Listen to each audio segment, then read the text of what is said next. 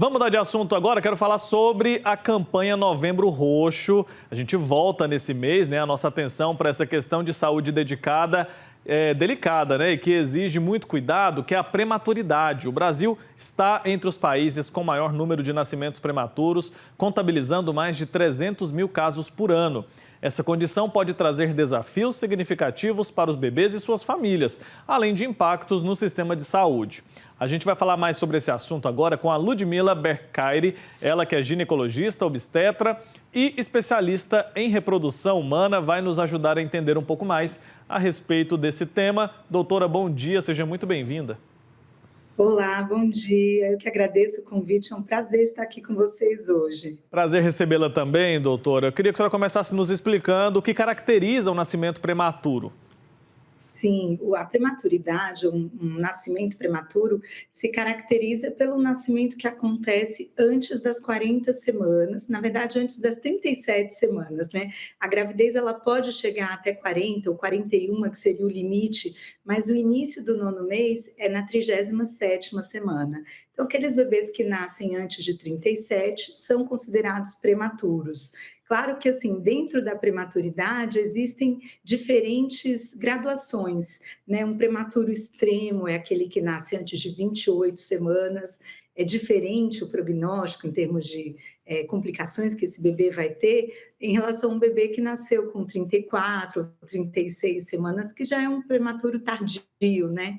Então, existe essa diferenciação. Quanto mais cedo esse bebê vem ao mundo, mais imaturo os seus órgãos estão e mais consequências ele vai ter dessa prematuridade. O que exige mais cuidados, com certeza, né? Agora, doutora, tem como a gente evitar o nascimento prematuro? Eu queria entender um pouco das causas e, se é possível, então, a gente fazer uma prevenção.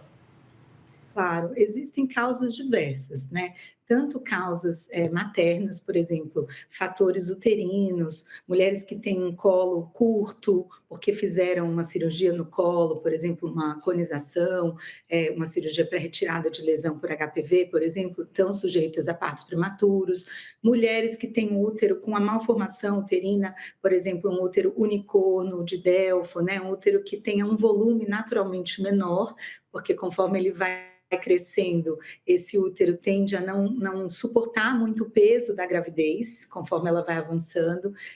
Também algumas complicações obstétricas que acontecem com mulheres que têm útero normal, mas, por exemplo, eventualmente tem um quadro de hipertensão gestacional, pré-eclâmpsia ou diabetes gestacional, né? Essas condições obstétricas que aparecem no pré-natal também podem levar a uma prematuridade. Além das doenças crônicas, né? Mulheres que já tenham comorbidades, algumas doenças, por exemplo, cardiopatia, doenças autoimunes, lúpus, né? São mulheres que também estão sujeitas a um parto prematuro.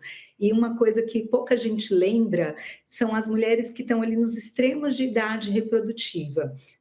Tanto aquelas que engravidam muito cedo, muito jovens, a gravidez na adolescência, por exemplo, quanto as mulheres que são mães mais tardiamente, são mulheres que estão sujeitas a ter um parto prematuro também. E aquelas que têm gravidez múltipla, né? Gravidez de gêmeos, muitas ou por reprodução assistida ou naturalmente, podem também estar associadas, né, sujeitas a um parto prematuro. Certo, doutora, a gente tem visto muitos avanços, né, da medicina nos últimos anos. Isso é muito bom, né? Isso melhora o quadro dos bebês prematuros, dá mais possibilidades de recuperação, menos sequelas. Ou seja, ter um nascimento prematuro, ter um bebê prematuro hoje em dia não é motivo para pânico, né? Mas é motivo para cuidado. Com certeza. Como você perguntou ali também sobre prevenções, a prevenção ela vai passar por evitar ou minimizar todas essas condições que eu falei que podem ser fatores de risco para a prematuridade. Então, isso passa por fazer um bom pré-natal. Eu falo até que o pré-natal deveria começar antes da gravidez, porque uma mulher que está bem preparada, que não tem nenhum distúrbio nutricional, que vem suplementando ácido fólico, que vem, né, se alimentando bem, que faz uma boa consulta ginecológica, entende se ela tem algum fator de risco para uma futura gravidez, ela já vai começar essa gravidez com o pé direito, né? Com menos chances de que tenha alguma complicação que evolua para a prematuridade. Algumas situações a gente não consegue evitar, mas consegue minimizar. Por exemplo, uma mulher que tem um colo curto, porque ela nasceu com esse colo mais curto, ou que ela precisou fazer uma cirurgia do colo, né? Ou aquelas mulheres com útero com a malformação, são mulheres que não tem como evitar o que ela tem, né? Essa condição está lá, mas a gente consegue sim acompanhar, fazer um bom pré-natal, entrar com medicações que relaxem o útero, fazer uma cerclagem, que é uma cirurgia que sustenta o colo, ou um pessário vaginal, que tudo isso vai contribuir para que o útero consiga levar essa gestação mais adiante. Então, a prevenção é entender se você tem fatores de risco, fazer um bom pré-natal, né? Acompanhar mais de pertinho esse pré-natal, a gente chama de um pré-natal de alto risco, e com isso, né, com essa consciência da sociedade também, tudo isso contribui para que a gente consiga minimizar essa situação. Perfeito, doutora. Tá dado o recado. Campanha importantíssimo para a gente levar informação para quem está nos acompanhando, viu? Ao longo desse mês a gente trata desse assunto em outras ocasiões. Te agradeço muito pelo tempo aqui. Até uma próxima oportunidade. Eu que agradeço o convite, bom programa e obrigada pela oportunidade de trazer essas informações para a sociedade. Eu que agradeço. Tchau, tchau.